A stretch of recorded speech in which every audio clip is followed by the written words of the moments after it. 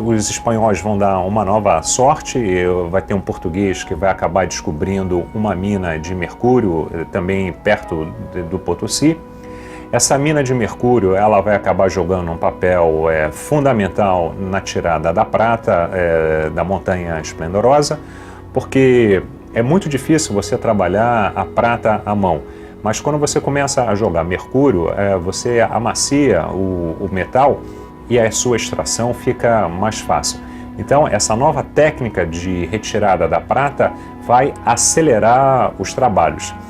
Só para se ter uma ideia, praticamente 100 anos mais tarde, a quantidade de prata retirada e a riqueza produzida na cidade do Potosí foi de tal ordem que eles pularam de 4 filhões iniciais para 89 filhões. Agora, é claro que, por outro lado, as condições de trabalho desses mineiros, que na verdade quase todos eles eram índios, eram condições de trabalho horríveis. Eles trabalhavam cada vez mais dentro das minas, com ar viciado, com ar poluído, as doenças matando muitos mineiros. A cidade do Potosí, segundo alguns cronistas, ela vai ficar por volta de 1650, ela virou apenas a maior cidade do mundo, ela tinha 160 mil habitantes, ela era maior que Londres, ela era maior do que Paris. Ainda segundo o mesmo cronista, ela virou um cabaré aberto, você tinha cassinos, você tinha escola de danças e você tinha mais de 120 prostitutas que vieram de várias partes do mundo. Além do mais, segundo os cronistas da época, na cidade do Potosí era possível você comprar tudo que o dinheiro conseguia.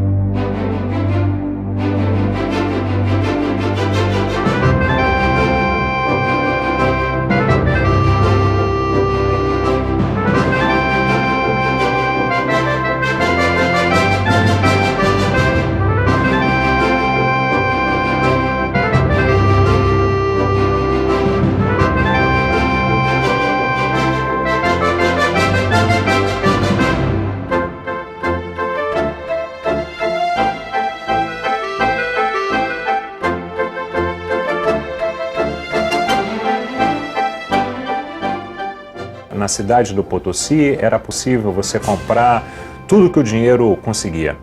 Então você tinha mercadorias que vinham da China, mercadorias do Ceilão, mercadorias da Pérsia, mercadorias da Índia. Tudo que era verdadeiramente caro naquela época chegou lá em cima, no alto da montanha do Potosí. Mas agora vamos continuar e vamos tentar chegar até a praia de Copacabana. Qual seria o elo entre o Potosí e a nossa querida praia de Copacabana?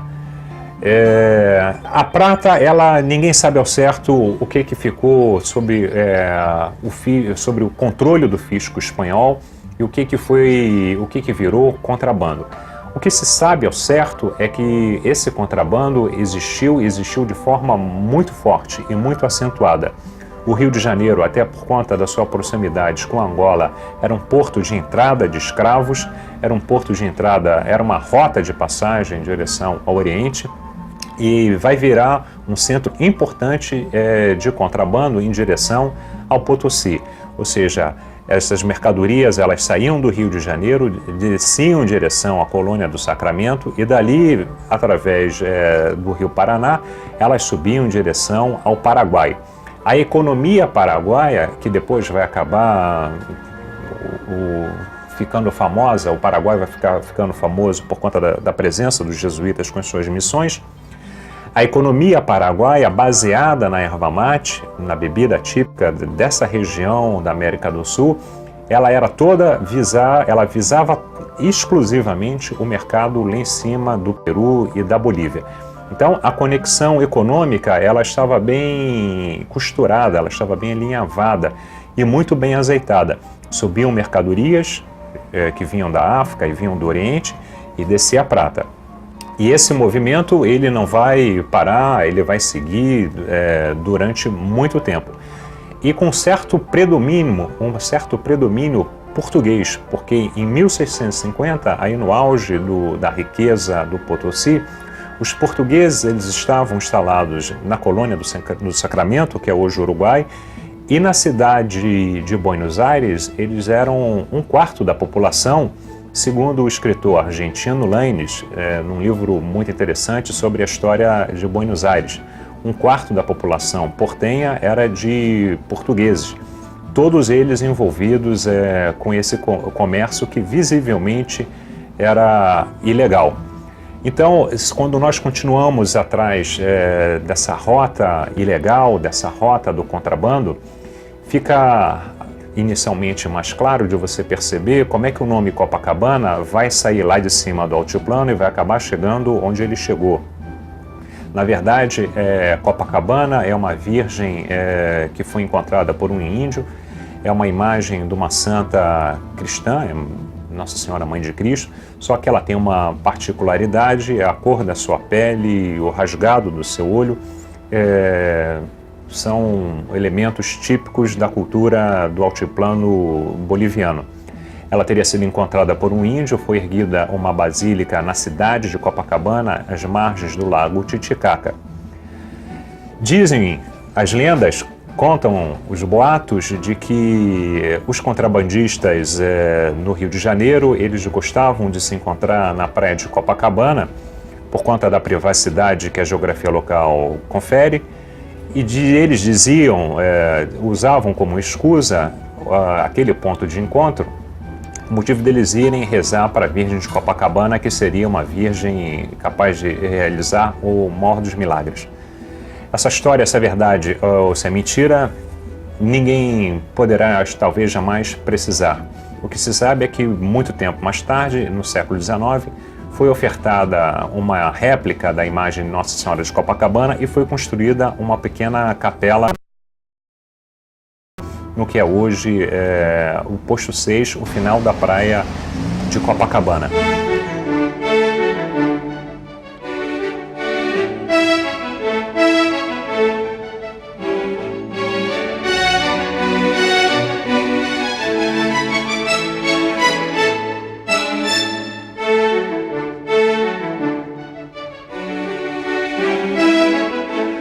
Esse comércio clandestino que ligou essas duas partes do continente sul-americano, ele acabou deixando outras marcas no meio do caminho. Durante muito tempo, ninguém soube dizer ao certo qual era a origem da palavra gaúcho.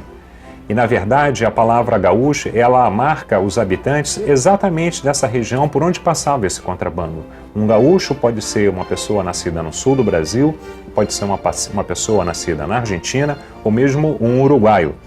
Isso é um primeiro fato bastante interessante. Além do mais, essa região onde nascem os gaúchos, que é chamada do Pampa, tanto a palavra gaúcho como a palavra pampa, ambas vieram lá de cima do altiplano boliviano. Portanto, apesar da vitória da Rota do Pacífico, apesar de Pizarro ter chegado ao Peru através de uma navegação do Panamá em direção ao Equador, a melhor parte dessa história, ou pelo menos a parte mais charmosa dessa história, acabou concentrada na saída do rio, curiosamente chamado da Prata, até porque o Rio da Prata, de prata, ele não tem rigorosamente nada, é um rio de cor café com leite. Mas o que os seus barcos carregavam era prata, e daí vem o nome Rio da Prata. Então nós temos lá em cima o Potosí, que puxa o Pampa, Quechua, onde estão os gaúchos, quechua, e isso tudo indo culminar em Copacabana, uma palavra também de origem quechua.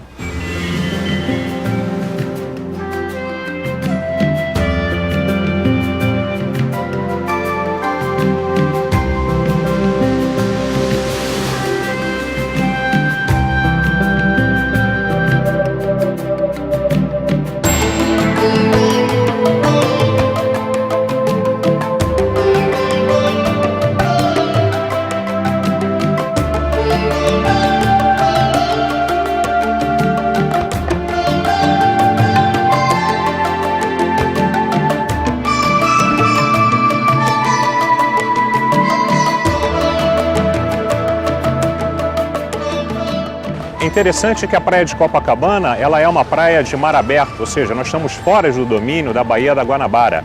E de todas essas praias litorâneas da cidade do Rio de Janeiro, nós temos aqui o Copacabana, Ipanema, Leblon, Barra da Tijuca, essa aqui é a única que segue com esse tipo de embarcação e com esse tipo de navegação, pequenas embarcações primitivas. E esse aqui é interessante, e o curioso da história é que dá para imaginarmos um galeão ou uma caravela ou mesmo uma fragata encostada aqui na prata e com esse tipo de pequenos embarcos, eles fazendo o contrabando, o carregamento de prata em direção ao Potosí.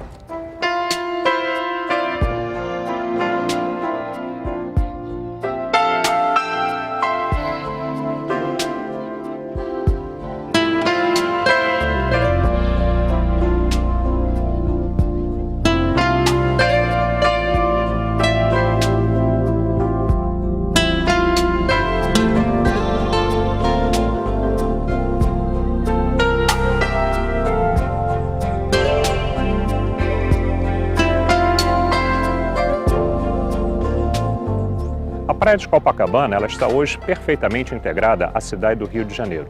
Mas quando a gente volta atrás no tempo, quando a gente vai, por exemplo, para o século XIX, a realidade era completamente diferente.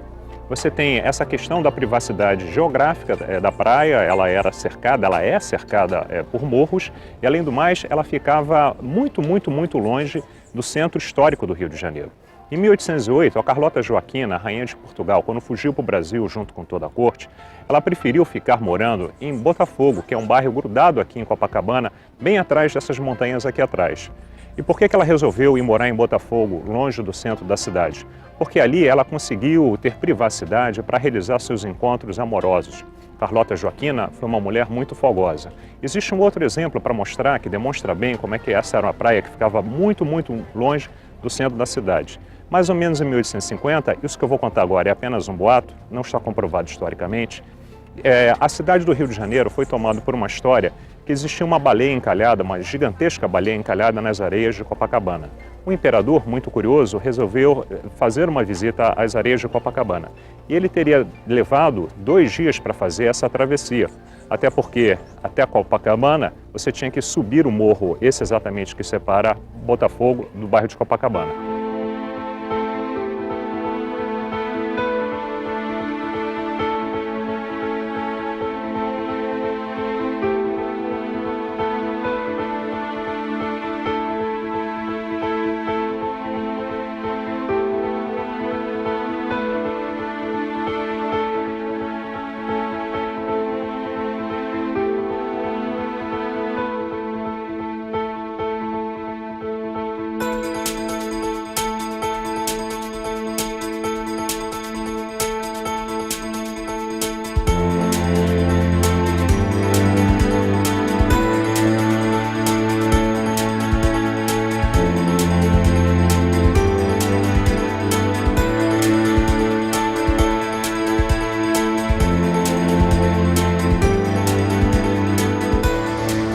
O mais gostoso dessa história é que não foi apenas a palavra Copacabana que migrou do altiplano boliviano em direção a esta praia aqui no Atlântico.